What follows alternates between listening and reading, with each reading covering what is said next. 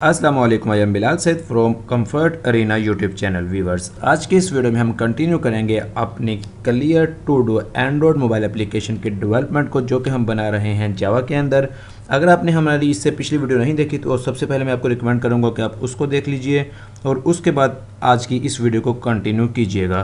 पिछली वीडियो का लिंक इसी वीडियो के नीचे डिस्क्रिप्शन में मौजूद है। तो व्यूवर्स, आज की इस वीडियो में हमने अपनी जो टू डू लिस्ट बनाई है उसको हमने सेव करवाना है SQLite के अंदर, ताकि हमारा जो डाटा है वो हमारे मोबाइल फ़ोन के अंदर सेव रहे और जब भी हम अपने एप्लीकेशन को रीस्टार्ट करें या अपने मोबाइल को रीस्टार्ट करें तो हमारा डाटा लॉस ना हो, बल्कि हमारे मोबाइल में ही मौजूद हो। इसके लिए हमारे दो स्टेप्स होंगे। सबसे पहले हम एक नई क्लास बनाएंगे डेटाबेस हेल्पर, जिसके अंदर हम अपने कोड को लिखेंगे जो कि हमारा इंटरेक्ट करेगा हमारे डेटाबेस के साथ, और उसके बाद हम कुछ चेंजिंग करेंगे अपनी मेन एक्टिविटी डॉट जावा जो हमारी फाइल होगी उसके अंदर। तो आइए चलते हैं सबसे पहले स्टेप के ऊपर और क्रिएट करते हैं एक न्यू क्लास अपने प्रोजेक्ट में। यहाँ पर मैंने क्लिक किया है, राइट क्लिक, न्यू पे आया हूँ, जावा क्लास, नाम रखा है डेटाबेस हेल्पर। इस क्लास को हमने एक्सटेंड करवा लेना है SQLite ओपन हेल्पर से। यहाँ पर एक रेड लाइन अपीयर हुई है, इसके ऊपर राइट क्लिक करेंगे, शो कॉन्टेक्स्ट एक्शन पे क्लिक करेंगे और इम्प्लीमेंट मेथड्स पे क्लिक कर देंगे। दो मेथड्स होंगे, इसको ओके करेंगे। यहाँ पर हमारे पास दो मेथड्स ऑटोमेटिकली आ चुके हैं। यहाँ पर हमने इसका एक कंस्ट्रक्टर बना लेना है। यहाँ पर ऊपर मैंने ये 6 अदद कांस्टेंट ले लिए हैं। ये जो हमारा कंस्ट्रक्टर है इसके अंदर हमने अपना जो पैरामीटर पास करना है, यहाँ पर डेटाबेस का नेम होता है और यहाँ पर एंड के ऊपर हमारा डेटाबेस का वर्जन आता है। ये हमने इसलिए 6 कांस्टेंट यहाँ पर रख लिए हैं ताकि हमें बार बार जो है अपनी वैल्यूज़ को ना लिखना पड़े, बल्कि जो हमारे कैपिटल में कांस्टेंट्स के नेम हैं इनको हम याद रखेंगे ताकि गलती के जो चांसेस हैं वो कम से कम हो जाएं। यहाँ पर हम उसी तरह से रीजन बनाएंगे ताकि हमारा जो कोड है वो बहुत खूबसूरत और कम्पैक्ट हो। इसको इस तरह से हम कोलैप्स कर देंगे। ऑन क्रिएट मेथड के अंदर हमने अपना एक सबसे पहले टेबल बनाना है SQL का। टेबल कैसे बनाना है, यहाँ पर आप उसकी बिल्कुल सादा तरीन फॉर्म देख लीजिए। ये हमारी क्वेरी है क्रिएट टेबल। टेबल का नाम हमने रखा है टास्क। इसके अंदर 3 चीज़ें होंगी, ID जो कि एक इंटीजर होगा, कंटेंट होगा और उसके बाद एक कंप्लीट की फील्ड होगी जो कि एक इंटीजर होगा। व्यूअर्स, इसके साथ साथ मैं आपको यहाँ पर बताता चलूँ कि SQLite के अंदर हमारे पास 5 किस्म के डाटा टाइप्स होते हैं। सबसे पहले नल होता है, उसके बाद इंटीजर होता है, उसके बाद रियल होता है यानी कि फ्लोटिंग नंबर जिसे कहते हैं, उसके बाद हमारे पास टेक्स्ट होता है और हमारे पास ब्लॉब यानी कि बाइनरी लार्ज ऑब्जेक्ट्स होते हैं। इसकी मज़ीद थोड़ी सी डिटेल अगर आप देखना चाहें तो आप यहाँ पर देख लीजिए। जो इंटीजर होता है इसके अंदर ये चीज़ें आती हैं, int, integer, tiny int, small int, medium int, इस तरह से ये चीज़ें इसके अंदर आ जाती हैं। जो टेक्स्ट होता है इसके अंदर हमारे पास ये वाली चीज़ें आ जाती हैं।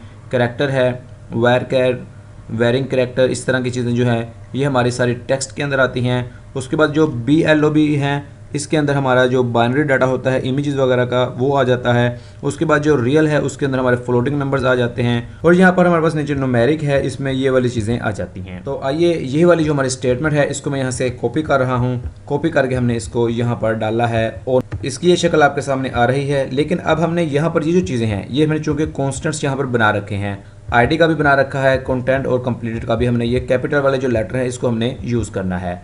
तो हमने अपनी जो शक्ल बनानी है तो ये शक्ल हमारी इस तरह से बन जाएगी। यहाँ पर हमने जावा में स्ट्रिंग्स कॉन्कैटिनेशन के लिए प्लस का साइन यूज़ किया है। यहाँ पर सिंपली एक लाइन लिखेंगे db.exSQL और यहाँ पर अपनी ये जो हमने स्ट्रिंग बनाई है इसको यहाँ पर दे देंगे। हमारा ये ऑन क्रिएट का मेथड कंप्लीट हो चुका है। यहाँ पर ऑन अपग्रेड मेथड में हम सिंपली एक एग्जीक्यूट चलाएंगे कमांड dbSQL और उसके अंदर लिखेंगे कि ड्रॉप टेबल इफ़ एग्जिस्ट और आगे अपने टेबल का नाम जो कि हमने रखा हुआ है ऊपर टास्क्स, और इसके बाद सिंपली यहाँ पर एक और लाइन लिख देंगे।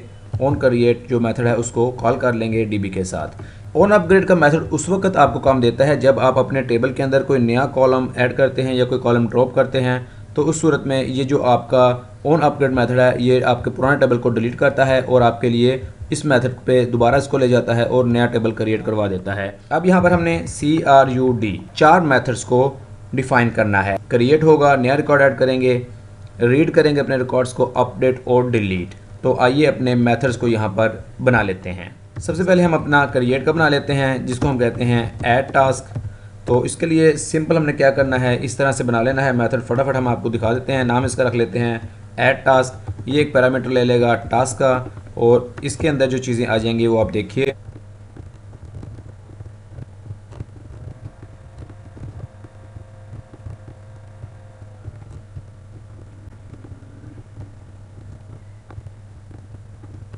यहाँ पर जो वैल्यूज़ आ रही होगी हमारे पास टास्क की, वो ये पुट कर देगा आईडी वाली फील्ड के अंदर, और यहाँ पर जो इस कंप्लीटेड होगा वो हमारी पुट कर देगा ये कंप्लीटेड वाली फील्ड के अंदर।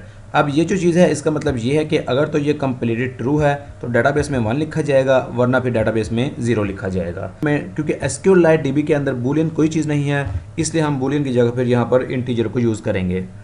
DB इंसर्ट लिखेंगे और यहाँ पर अपना जो टेबल टास्क होगा उसके अंदर अपने हमारी इस रिकॉर्ड को ऐड करवा लेंगे। हमारा ऐड टास्क जो फंक्शन है वो यहाँ पर कंप्लीट हुआ। अब हमने यहाँ पर बनाना है अपडेट टास्क के लिए, नाम रखेंगे अपडेट टास्क। ये भी हमसे टास्क का एक पैरामीटर लेगा और उसको डेटाबेस में ऐड करवा देगा। इसके अंदर ये 4 लाइनें हैं ऊपर वाली, ये सेम आ जाएंगी। इसको मैं कॉपी करके यहाँ पर पेस्ट कर रहा हूँ। 5वीं लाइन हम यहाँ पर लिखेंगे db.update, अपने टेबल का नाम जो कि हमने कॉन्स्टेंट में सेव किया हुआ है, उसके आगे वैल्यूज़ आ जाएगी, और उसके आगे इस तरह से लिखेंगे की आईडी,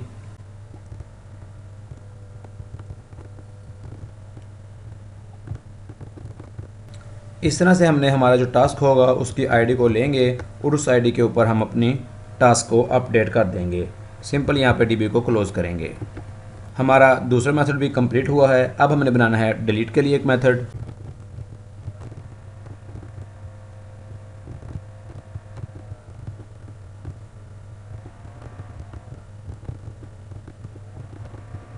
ये 3 लाइनें लिखे हमारा जो तीसरा मेथड है ये भी कंप्लीट हुआ है। अब हमने जो रीड करना है अपने डेटाबेस में से अपने डाटा को, उसकी यहाँ पर एक मेथड बना लेते हैं। ये मेथड हमें रिटर्न करेगा एक लिस्ट ऑफ टास्क्स, नाम इसका रखेंगे गेट ऑल टास्क। सबसे पहले एक लिस्ट बनाएंगे अपनी टास्क की, नाम रखेंगे टास्क लिस्ट, और यही वाली जो लिस्ट होगी ये हमें यहाँ से रिटर्न हो जाएगी। अब ये लिस्ट बनेगी कैसे, उसके लिए यहाँ पर हम SQL क्वेरी को चलाएंगे। ये हमारी SQL क्वेरी है। कर्सर देखेगा कि डेटाबेस में कोई डाटा मौजूद है। अगर इसको कोई एक रो मिल जाती है तो ये अपना काम स्टार्ट कर देगा। डू वाइल लूप एक यहाँ पर लग जाएगा। अब इस डू वाइल लूप के अंदर यहाँ पर हमने अपनी जो टास्क लिस्ट है उसको बना लेना है। सबसे पहले यहाँ पर एक इसका टास्क बनाते हैं। इसके अंदर पहली वैल्यू पकड़ लेंगे हम जो कि हमारी इंटीजर होगी। कॉलम है हमारा 0। हमारा जो टेक्स्ट का कंटेंट होगा उसको पकड़ लेंगे, अपने डेटाबेस में से रीड करवाएंगे गेट स्ट्रिंग करके। कॉलम की आईडी है 1। उसके बाद जो हमारी तीसरी चीज़ है वो यहाँ पर हमारी जो कंप्लीट है उसको ले लेंगे, कर्सर डॉट गेट इंट करेंगे यहाँ पर। लेकिन यहाँ पर हमने इसको इस तरह से करके इस तरह से 2 बार डबल लगा के इसको 1 से कंपेयर करवाना है। इस तरह से आगे इसको ये करेंगे और उसके बाद यहाँ पर जो हमारी टास्क लिस्ट होगी उसके अंदर अपने इस वाले टास्क को ऐड कर लेंगे। इस तरह से हमारी ये लिस्ट बनती जाएगी और एंड के ऊपर ही हमें लिस्ट रिटर्न हो जाएगी। यहाँ पर कर्सर को हमने क्लोज भी करना होगा। अब ये जो चीज़ है इसका क्या मतलब है, ये मैंने ऐसे क्यों लिखा। सारी वैल्यूज़, ये 2 वैल्यूज़ तो हमने इस तरह से सिंपली उठा ली हैं। ये हमारी आईडी आ गई है, उसके बाद हमारा ये कंटेंट आ गया है। लेकिन ये जो बूलियन है इसको आप समझ लीजिए ये क्या चीज़ है। इसमें ये होगा कि जो हमारा इस कंप्लीटेड वाला लास्ट फील्ड है हमारे डाटाबेस के अंदर, उसके अंदर बूलियन नहीं है, उसके अंदर क्या होगा 1 या 0।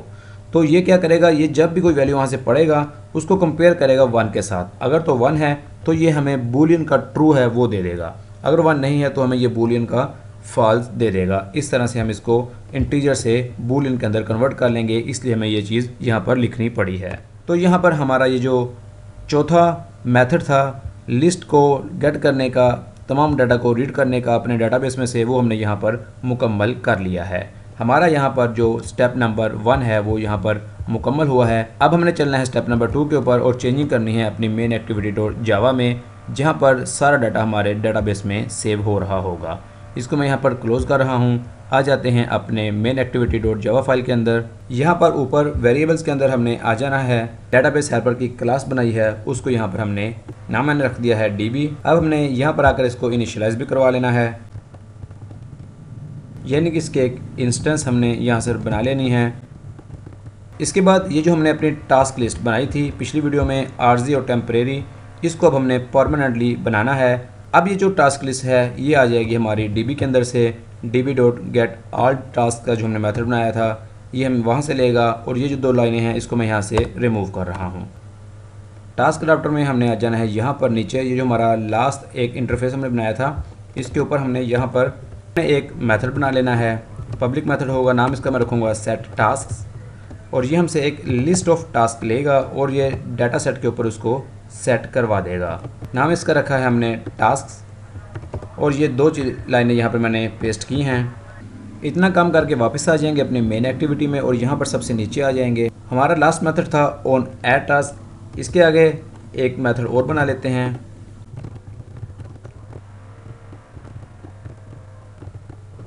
रिफ्रेश टास्क लिस्ट, ये मेथड हमने बना लिया है। इसका फंक्शन ये होगा कि जब भी कोई नया रिकॉर्ड ऐड होगा या डिलीट होगा या अपडेट होगा तो ये मेथड चलेगा और हमारा जो नया डाटा है वो हमें हमारी स्क्रीन के ऊपर शो हो जाएगा। ये जो हमारा ऑन ऐड टास्क का फंक्शन है इसको खोल लेते हैं। यहाँ पर ये जो हमने सादा काम किया हुआ था टेम्परेरी वाला, इसको यहाँ से दोनों लाइनों को मैं हटा रहा हूँ और यहाँ पर हमने सिंपली लिखना है db.add_task और इसको हमने अपना टास्क दे देना है। रिफ्रेश टास्क लिस्ट का मेथड हमने यहाँ पर रन कर देना है। ये हमारा ऐड न्यू टास्क का फंक्शन है और ये हमारा अपडेट टास्क का फंक्शन है। इसके अंदर हमने क्या करना है, सिंपली ये वाली जो लाइन है इसको मैंने यहाँ से हटाना है और इसकी जगह पर मैंने लिखना है db.update_task, इसको अपना टास्क प्रोवाइड कर देना है और उसके बाद जो रिफ्रेश टास्क लिस्ट है वो वाला मेथड हमने यहाँ पर रन कर लेना है। इस तरह से हमारा ये वाला काम यहाँ पर मुकम्मल हुआ है। अब ये जो हमारे ऊपर डिलीट वाला मेथड है जो कि यहाँ पर चल रहा है, ये जो हमारी सादा काम था टेम्परेरी वाला, इसको यहाँ से हम हटा रहे हैं और यहाँ पर हम जो अपने db है उसके साथ इसको कनेक्ट कर रहे हैं। db.delete_task, इसको टास्क दे देंगे और यहाँ पर फिर से रिफ्रेश टास्क लिस्ट का मेथड चला देंगे। तो इतनी चेंजेस करने के बाद हमारा जो राब्ता है वो जुड़ गया है हमारे SQLite के डेटाबेस के साथ। अब जो भी हम अपना काम करेंगे अपने मोबाइल फ़ोन के अंदर वो हमारा SQLite डेटाबेस के ऊपर सेव हो जाएगा। आइए इसको यहाँ से चेक कर लेते हैं। तो यहाँ पर हमारी जो एप्लीकेशन है वो स्टार्ट हुई है। आइए इसके अंदर हम ऐड करके देख लेते हैं अपना एक टास्क 1 इसका नाम रखा है, ऐड कर लेते हैं। तो ये ऐड हुआ है। टास्क 2 कर लेते हैं, इस तरह से इसको मैंने ऐड किया है, ये ऐड हुआ है। अपने एप्लीकेशन को यहाँ से क्लोज़ करते हैं। क्लोज़ करने के बाद दोबारा से अपनी एप्लीकेशन को यहाँ से स्टार्ट करके देखते हैं कि चीज़ें सेव हैं। तो चीज़ें यहाँ पर सेव आ रही हैं। एक टास्क को अपडेट करके देख लेते हैं। टास्क 1 मैंने यहाँ पर किया है, इसको हमने यहाँ से इस तरह से अपडेटेड किया है और इसको फिर से ऐड कर लिया है तो ये अपडेट हुआ है। इसके बाद इसको यहाँ से डिलीट कर लेते हैं अपने इस वाले टास्क को। तो व्यूअर्स, यहाँ तक हमारी आज के इस वीडियो का काम मुकम्मल होता है। इससे अगली वीडियो में हम यहाँ पर फंक्शनलिटी ऐड करेंगे स्वाइप टू रिमूव की। उसके साथ साथ किसी भी आइटम को रीअरेंज करने का जो फंक्शनलिटी होगी उसको भी हम ऐड करेंगे इससे अगली वीडियो में। हमारी इस वीडियो को लाइक और शेयर ज़रूर कीजिएगा और हमारे चैनल कंफर्ट अरीना को ज़रूर सब्सक्राइब कीजिएगा। It is Bilal Syed signing off, अल्लाह हाफिज़।